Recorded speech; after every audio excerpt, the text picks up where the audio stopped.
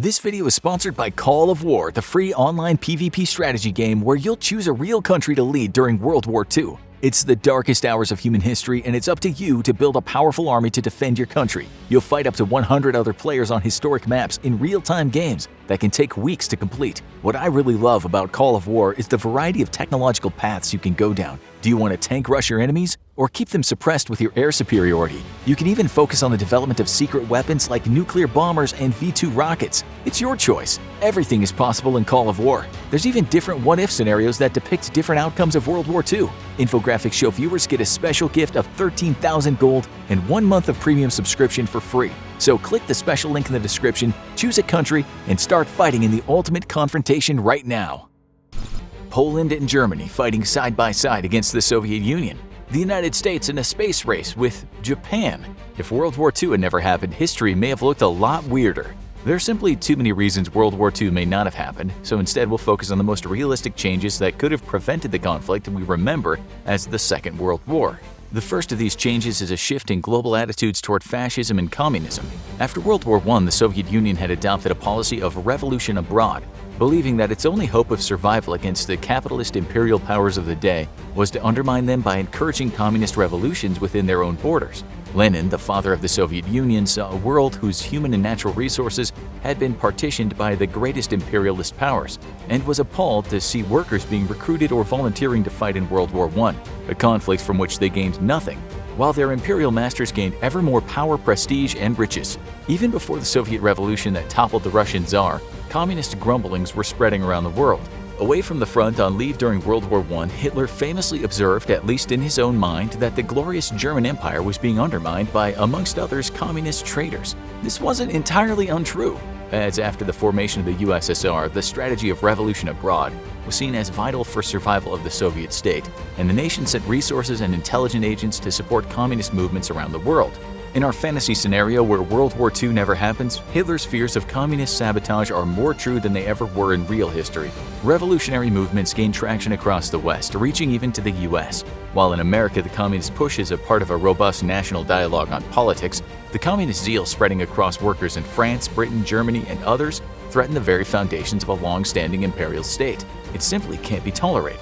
France and Britain find themselves having more in common with Hitler and his fascist Nazis than with Stalin and his communists, a fact that was true even in our timeline. As fears of revolution grow, Germany prepares to rebuild armies for war, but its forces are heading east, not west. Germany makes an offer to Poland in exchange for the Polish Corridor and the reunification of East Prussia. Germany will assist in rebuilding a Polish-Lithuanian Commonwealth to the east.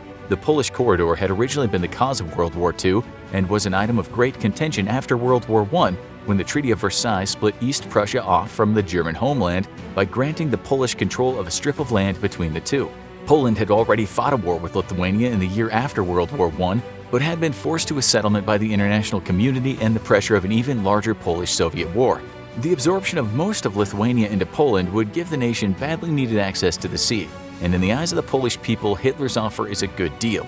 Hitler, however, is getting the far better end of the deal, because the reformation of a Polish-Lithuanian Commonwealth would create a massive buffer between Germany and the USSR, and Hitler's already planning on invading the Soviet Union. Hitler's ambition to take on the USSR is twofold. First, he needs to end what he sees as a critical political threat to his leadership, the subversion of the German people by communist infiltrators. His second ambition, however, is to take the resource-rich lands of the southern USSR to fuel Germany's growing military and industrial base. If Germany is going to compete with Britain and France, it needs to conquer new lands. The loss of its colonial holdings in Africa after World War I was a devastating blow to the German economy. With Germany's eyes turned eastward, Britain and France are satisfied Hitler is not an immediate enemy. In fact, he may be a potential ally. Soon, German troops have reunified East Prussia and march into Poland, but this time by invitation. Together, German and Polish troops seize most of Lithuania by force, officially re-establishing the Polish-Lithuanian Commonwealth after nearly 150 years. The Soviets, however, know that German aid to Poland is a cover for the German army to establish itself for an invasion of the Soviet Union. The nation has gone into a war economy and is rapidly arming itself. But as war inevitably breaks out between Germany and the Soviet Union, two key factors severely hamper the Soviets' ability to fight back a German onslaught. The first is direct support of British and French naval and air forces to the German offensive. While neither side is willing to directly contribute ground troops, they're happy to provide Germany with naval and air support. The German Luftwaffe is supplemented by hundreds of French and British aircraft, and the Soviet Air Force is decimated in days. The Soviet Union's second problem in this new timeline is the complete lack of American aid. In the real timeline, the United States supplied the Soviets with nearly everything it needed to fight the Germans, totaling a staggering $180 billion in today's money. U.S. aid included 400,000 jeeps and trucks, to the point that nearly every non-armored vehicle in operation with the Red Army was American-made. 14,000 aircraft, 8,000 tractors, 13,000 tanks, 1.5 million blankets, 15 million pairs of army boots, 107,000 tons of cotton, 2.7 million tons of gasoline and other oil products, and 4.5 million tons of food. Without U.S. aid, the Soviet army might have had the manpower to fight against the Germans, but it could not clothe them, feed them, arm them, or even transport them to the front lines. In our new timeline, the U.S. would have had no reason to assist the Soviets, as during World War II, the goal of American assistance was to defeat the Germans, who were threatening Britain and already had seized France for themselves. In fact, Soviet communism was seen as a greater threat to the American way of life than European imperialism or even fascism. Hitler might have been evil, but at least he was being evil in his own lands for all the Americans could care. Within months, the Red Army completely collapses under German onslaught, and Stalin flees far to the eastern territories of the Soviet Union. Hitler is satisfied with the conquest of Moscow and sees no reason to expend more resources and soldiers to strike further east. With his seizures of grain, oil, and mineral-rich southern USSR, Hitler has the economic might to offset the loss of Germany's overseas colonies. A détente of sorts settles over Europe. Hitler's famous final solution goes into effect in seized territories, but the scope of the massacre is severely limited by international pressure.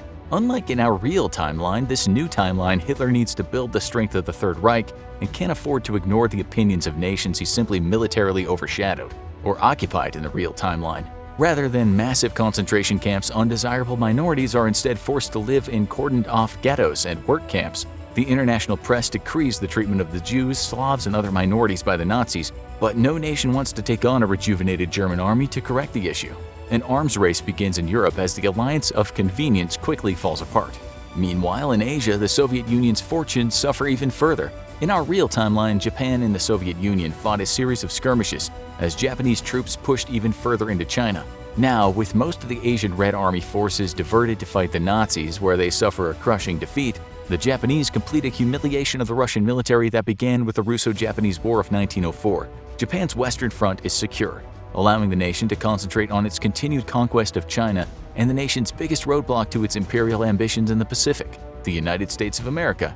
With the Japanese expansionism threatening American and European interests in the Pacific, the United States has already attempted to punish the Japanese with an embargo on oil and other resources needed by the Japanese military. The oil embargo was particularly crippling, as Japan had gotten much of its oil from the US, and if the oil tap wasn't turned back on, Japan could not hope to continue its conquest of Southeast Asia and beyond.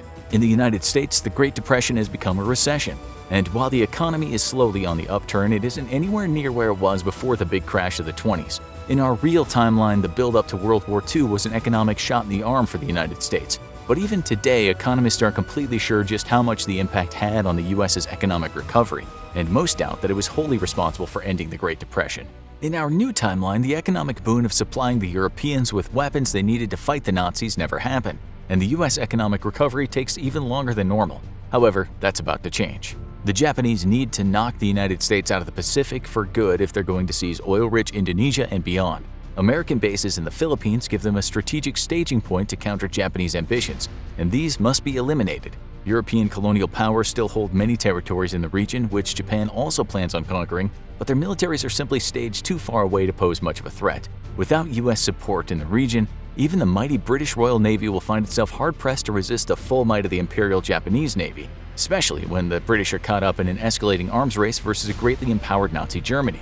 Japan launches a devastating surprise attack against Pearl Harbor, causing massive damage to the American Pacific Fleet. The rest of the IJN begins an immediate conquest of European colonial holdings in the region, clearing the path for the seizure of the vast oil deposits that Japan needs to fuel itself. European powers turn to Germany and propose a joint effort against a Japanese aggression in the Pacific.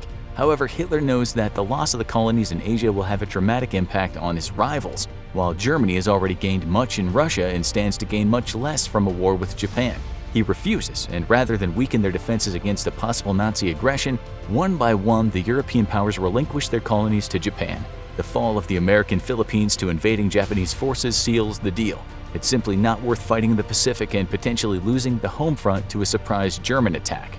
The declaration of war by Japan immediately sets the United States in a wartime footing, revitalizing the American economy with no need to fight German U-boats in the Atlantic or support European operations. Much of the American Atlantic fleet is immediately transferred to the Pacific. Within a year, the United States has already begun an offensive against Imperial Japanese forces, with the military strengthened by millions of troops, thousands of planes and tanks, and hundreds of large and small ships not needed to fight in Europe. The Imperial Japanese Navy suffers a slow but inevitable defeat, followed by a total blockade of Japan. The nation is slowly starved into submission. The U.S. commanders refuse to expend 500,000 American lives it'll take to invade the island physically.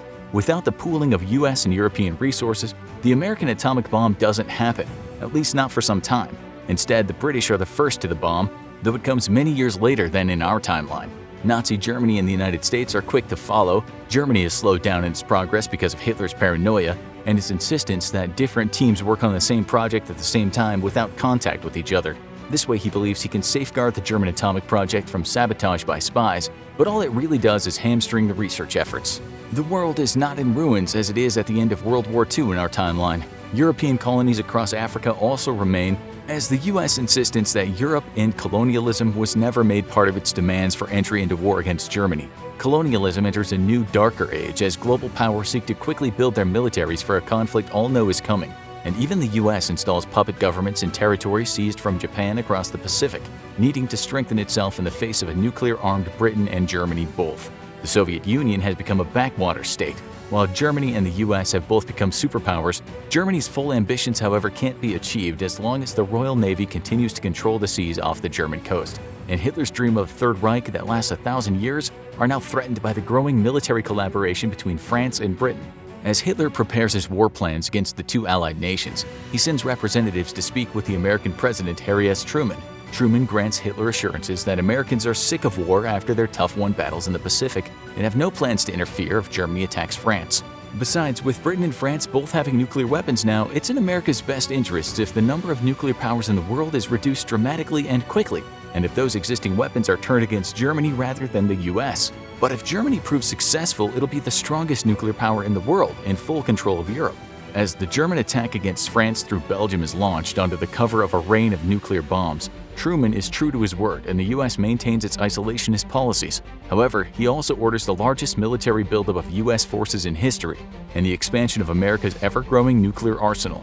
Thanks again to our sponsor, Call of War, the online PvP strategy game played by millions of users worldwide. Use the link in the description to get a special gift of 13,000 gold and 1 month of premium subscription for free. Click the link, choose a country, and start fighting in the ultimate confrontation right now. Now go check out What If World War I Never Happened, or click this other video instead.